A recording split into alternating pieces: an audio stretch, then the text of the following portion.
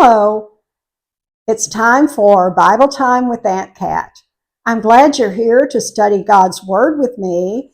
That's the Bible, and it's 66 books all put together, inspired by God, that tell us all the things He wants us to know about Him and about how we need to live to please Him, so that we can get along and have good lives, and most importantly, we can be with Him forever in heaven one day. So before we get into today's lesson, I've got a question for you. I have some water here, just plain old water. Which of these, or do you think either of these, will float in that water? They're both pretty heavy. This one feels a little bit heavier. Let's see, this one's smaller. This one's a little bigger. Do you think either of them will float? Let's see. Whoop. Not that one. Went straight to the bottom. Well, let's see about this one. I don't know. Look at that. It's floating. Yeah, even though it's bigger. You know why? Because it has the peel on it. The peel is protecting it. Like when you go out on a boat or you go out in a pool and you have a life jacket or the wings on, they protect you. This is what it's doing. It's protecting the orange, just like God protects us and watches over us. The last time we talked about a young man named Daniel who refused the king's food because it was not pleasing to God, and that God took care of him and his friends. We mentioned his friends, and his friends were named Hananiah, Mishael, and Azariah. And so today, no, I'm sorry, it's not Hananiah, it's Hananiah, Mishael, and Azariah. I always say that wrong. But their names were changed to Shadrach, Meshach, and Abednego. And that's who we're going to talk about today. Now, backing up a little bit, Daniel and Shadrach, Meshach, and Abednego were taken from their homeland of Judah and taken far, far away to Babylon by King Nebuchadnezzar when he captured the land of Judah and took it as his own. And they were set up to be workers in the king's court. They had to learn a new language. They had to wear different clothes. They had to learn all their literature. Everything was different. But they didn't forget who they were and forget about pleasing God. So Hananiah, Mishael, and Azariah, or Shadrach, Meshach, and Abednego, they were three officers in the king's court, just like Daniel was. Well, one day, King Nebuchadnezzar decided to make an image of gold, a statue of gold. It was 90 feet tall and 9 feet wide. Now, that's pretty big. It's hard to get an idea of how tall it is. But let me just show you how very tall it is. I've got this. We're going to see here. It would be 15 of these stacked on top of each other would be how tall it would be. 15. That would be a really big, big statue, wouldn't it? Yeah, it sure would. Think about how tall that would be. I couldn't begin to reach that tall. My house isn't that tall. You know, telephone poles are not as tall as this statue would be. No. So he made the statue and he set it up in the plain of Susa, which was a flat land where it would sit good and you could see it, I'm sure, for miles and miles because it was so big. And he said, he called for all of his governors and counselors and treasurers and judges and all the rulers to come to the special ceremony that he had set up to have the statue and to tell the people what he wanted them to do. So sometimes when a new business opens, they'll have a grand opening or a dedication ceremony. It's the same thing.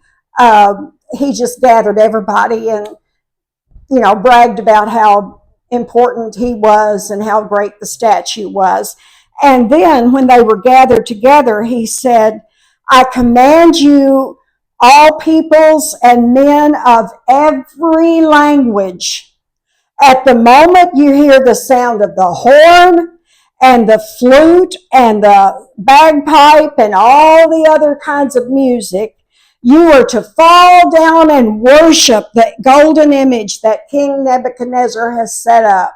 And if you don't fall down and worship, you will be immediately cast into a furnace of blazing fire.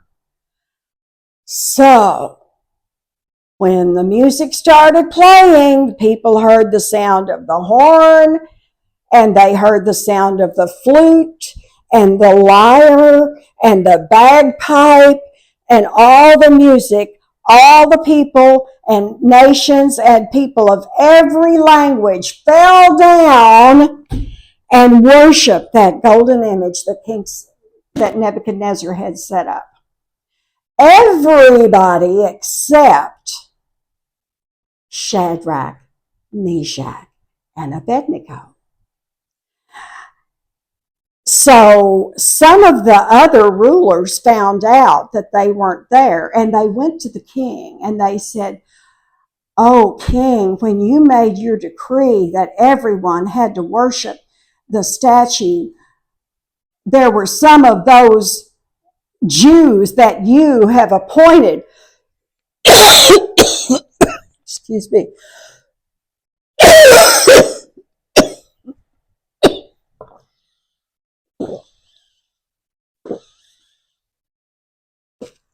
Sorry, tickle in my throat. Some of those Jews that you have appointed over Babylon, Shadrach, Meshach, and Abednego, they did not come. They did not bow down to your statue at all. Well, Nebuchadnezzar was filled with rage, and he gave orders to bring Shadrach, Meshach, and Abednego to him right away. And they did. And he stood before them and he said, Is it true, Shadrach, Meshach, and Abednego, that you did not serve my gods or worship the golden image that I set up? I'm going to give you another chance. If you're ready, when you hear the music, the horn, the flute, the lyre, the bagpipe, and so on, you're going to fall down and worship to the statue that I made. That'll be good. That's fine. But if you do not, you're going to be immediately cast into a furnace of blazing fire. And what God is there that can deliver you out of my hands there? Well, in the book of Daniel, chapter 3, beginning in verse 16, Shadrach, Meshach, and Abednego answered the king, O King Nebuchadnezzar, we do not need to give you an answer concerning this matter. If it be so, our God whom we serve is able to deliver us from the furnace of blazing fire, and he will deliver us out of your hand, O king. But even if he does not, let it be known to you, king, that we are not going to serve your gods or worship the golden image that you have set up. Well, you thought Nebuchadnezzar was mad before? That's nothing compared to how mad he was now. He was so mad that his face just with anger. And he ordered the furnace to be heated up 7 times hotter than it had already been. And he told some of his strongest warriors to tie up Shadrach, Meshach, and Abednego and throw them into that furnace. And so they took them and they threw them in, but the fire was so hot that the men who threw him in were killed instantly from the heat. And there Shadrach, Meshach, and Abednego fell down into the furnace of blazing fire, still tied up. And then the king looked in amazement and he said, wasn't it 3 men that were cast, tied up into that fire? And they said, well, yes, king. And he said, well, look, I see 4 men in there. And they're loose and walking around in the fire without harm. And one of the appearance of the 4th one is like the Son of God. And he came near to the door of the furnace and he said, Shadrach, Meshach, Abednego, come out, you servants of the Most High God. Come here. And out came Shadrach, Meshach, and Abednego from the fire. And all the governors and the officials gathered round and saw that they didn't have a burn mark on them, not even a red spot, not a smudge of smoke. Their clothes didn't smell like smoke. Neither did their hair. Their hair wasn't burnt. It was like they hadn't even been in the fire at all. And then Nebuchadnezzar said, blessed be the God of Shadrach, Meshach, and Abednego, who has sent his angel and delivered his servants who put their trust in him, violating the king's command, and yielded up their bodies so as not to serve or worship any god except their own.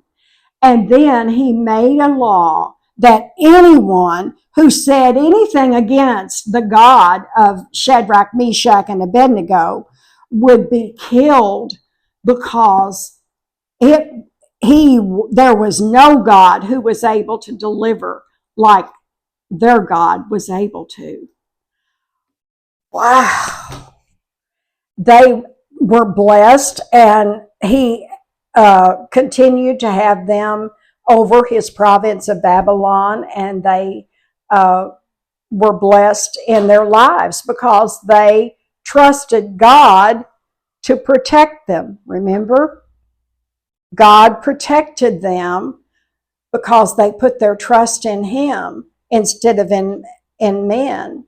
It would have been real easy to just look around and think, well, nobody will pay attention. There's all these people here. They won't notice if we bow down, and that way we can live. But they didn't do that. They knew what was right, and they did it, and they did what was right. And God protected them. So before we do the verse again, I would like to teach you a little song that my mom taught me when I was a little girl about Shadrach, Meshach, and Abednego.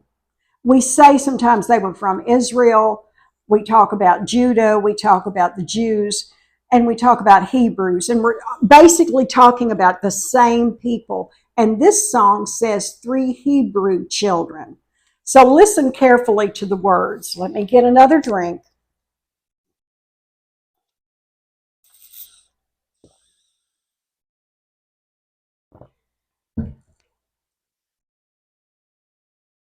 Three Hebrew children in the Bible, we are told, wouldn't bow their faces to the idol made of gold. When the king commanded they be thrown into the fire, they wouldn't bend, they wouldn't bow, they wouldn't burn. They didn't bend and worship. They didn't bow down and worship to the king's statue, and they didn't burn in the fire because God protected them. So let's do our memory verse one more time. Can we do that? We're going to go to Psalm 121, verse 7. And it's, the Lord will protect you from all evil. He will keep your soul. Let's say it together. The Lord will protect you from all evil. He will keep your soul. We're going to sing that to the tune of the books of the New Testament, like Matthew, Mark, Luke, and John, Acts, and the letter to Romans. That one, okay? The Lord will protect you from all evil. He will keep your soul. Psalm 121, verse 7. That didn't quite go together right, but let's try it again. The Lord will protect you from all evil. He will keep your soul. Psalm 121, verse 7. There we go. Let's try it again. The Lord will protect you from all evil. He will keep your soul. Psalm 121, verse 7.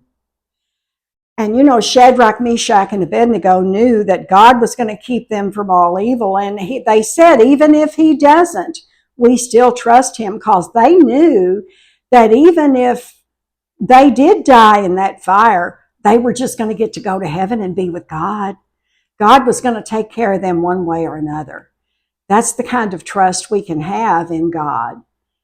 And so now you know what happened with Daniel's friends and how special they were, as well as Daniel. And if you've enjoyed the story today, I hope you will go to my channel and click the like button. Please subscribe, please, and share it with your friends. And come back next week for more Bible Time with Aunt Kat.